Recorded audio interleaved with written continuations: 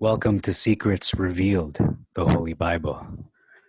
Today we're looking at Genesis chapter 25, the Birthright. There are 34 verses in this chapter. Beginning in verse 8, we see a difference here where Abraham is described as failing, died in a good old age, an old man and full of days, and was added to his people. The MT, the Masoretic, says Abraham gave up the ghost. So instead of failing, gave up the ghost, which can lead people to various beliefs about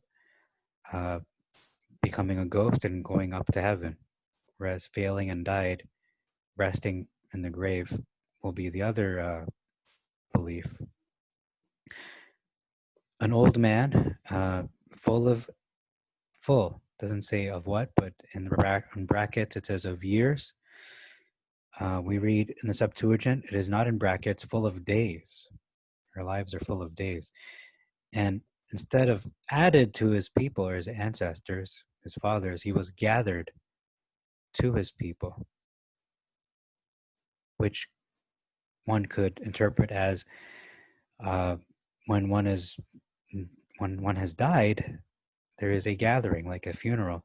Whereas here, it is clear that he was added to his people, his predecessors. He was added to his forefathers.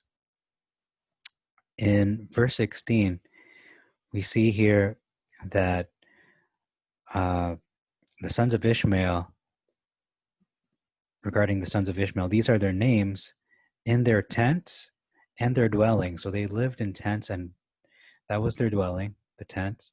Whereas in the Masoretic, it says that these are their names by their towns and by their castles, very different from tents.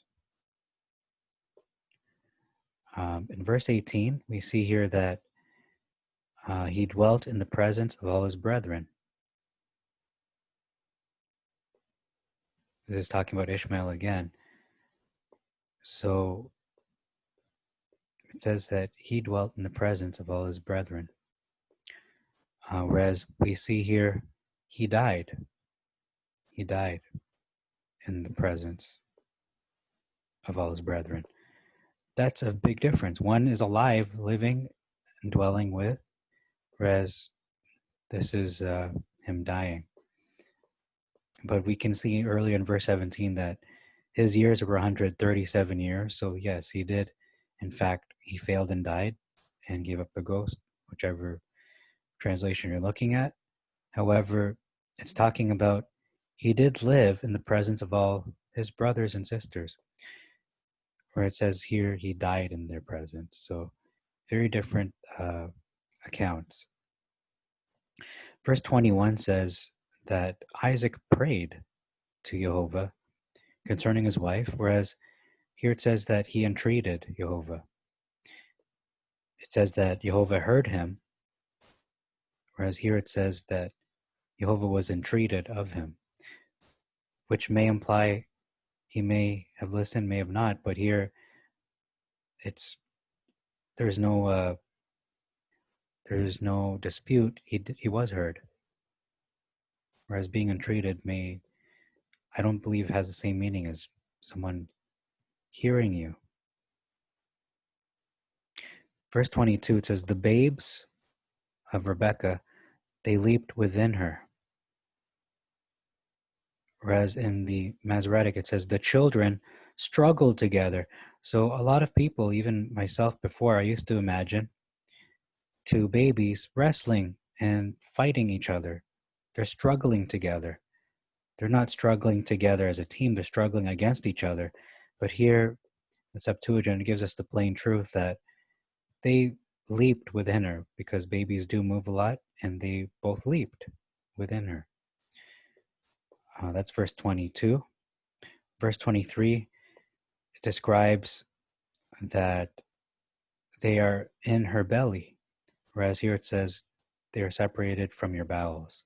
So instead of bowels, it says belly. In our modern connotation, people understand bowels to mean their intestines, not necessarily their uterus. but distinct from a belly, whereas a belly seems to be just one big area, the abdomen.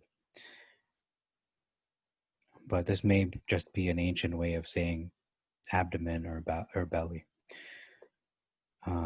Verse 25, we see here that Esau is described as coming out red, hairy all over like a skin. What kind of skin? A skin of fur. Because, as you know, human being skin is naked, whereas if you are, for example, a fox or a bear, your skin would be furry, it would be hairy. So that's the kind of skin they're talking about here. And we see in the Masoretic, it says, he was red all over like a hairy garment. I don't think it gives us the best picture of what it looks like, because I can imagine a garment such as something made of wool or cotton and just hair being stuck to it. So that's a hairy garment, a garment with hair on it. Whereas this is more clear that it is a skin of fur, like a skin.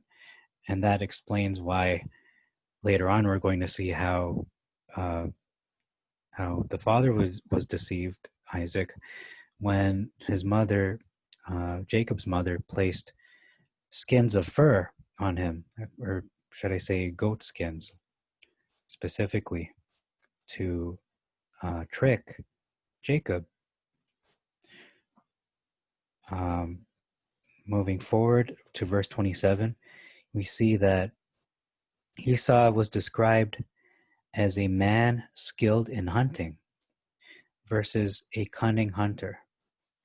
So he wasn't a hunter who happened to be a man. He was a cunning hunter, but the Septuagint says, no, he was a man who was skilled in hunting. He dwelled in the country. So he lived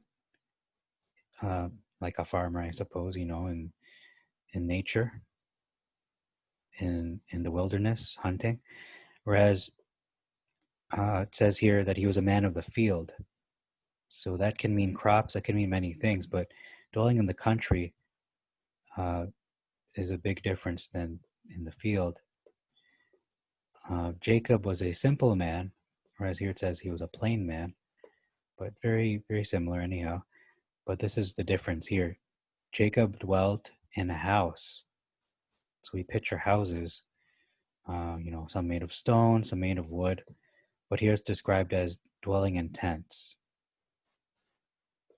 Well, either way, he dwelt in an inner dwelling, where it seems like Esau didn't really live in a tent or a dwelling like a cabin or something, an edifice made of stone. He seemed to live outside like a wild man. And it says there he lived in the country. He could have just slept wherever he wanted, maybe under a tree, I'm not sure. But it says that Jacob dwelt in a house.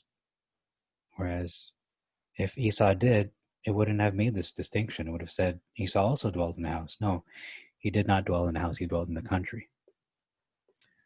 So that's where they actually lived, where they slept, where they spent most of their time when they weren't doing, when he wasn't hunting.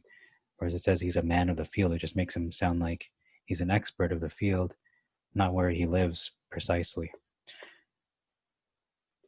Now, the last verse we're looking at is verse 32.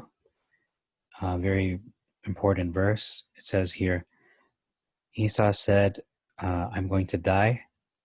What good does this birthright to me if I'm going to die?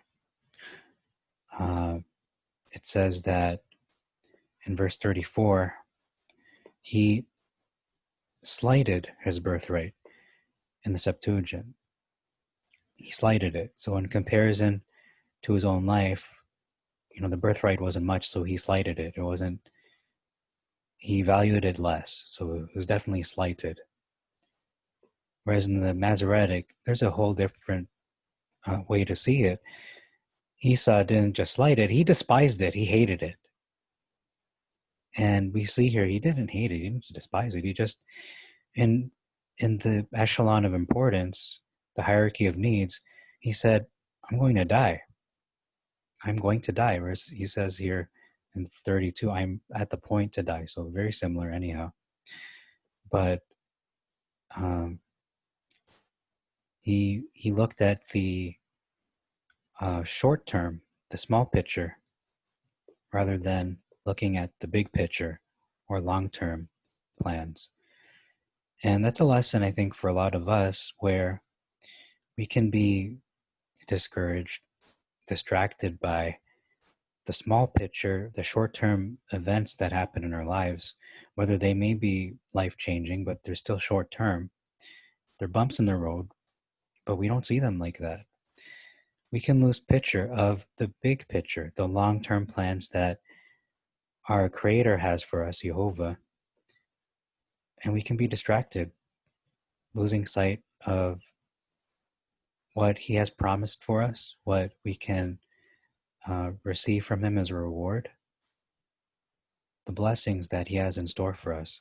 So it's important that we don't lose sight of the big picture of things like Esau did, and their value would then diminish in our sight because we're more focused on the here and now.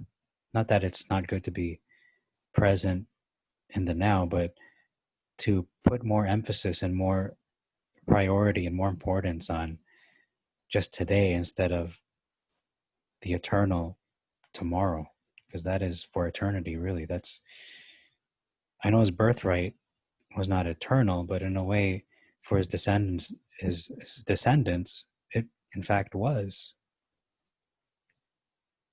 So that was a very big decision that Esau made there. But because of that one day, that one day of weakness where whatever he did, that led him to be at a point to be fainting and to feel that he was close to die, according to his statement here, he cost his descendants this birthright, which Jacob was sly to ask him to sell it to him because he could see the situation. He read his brother's body language. He read the situation and said, I'm going to do this. It's important to me. So that's all I have to say for chapter 25. Stay tuned for the next episode. We're going to look at Genesis chapter 26. Thank you for your time. May Jehovah bless you and make your way prosperous. This is Secrets Revealed, the Holy Bible.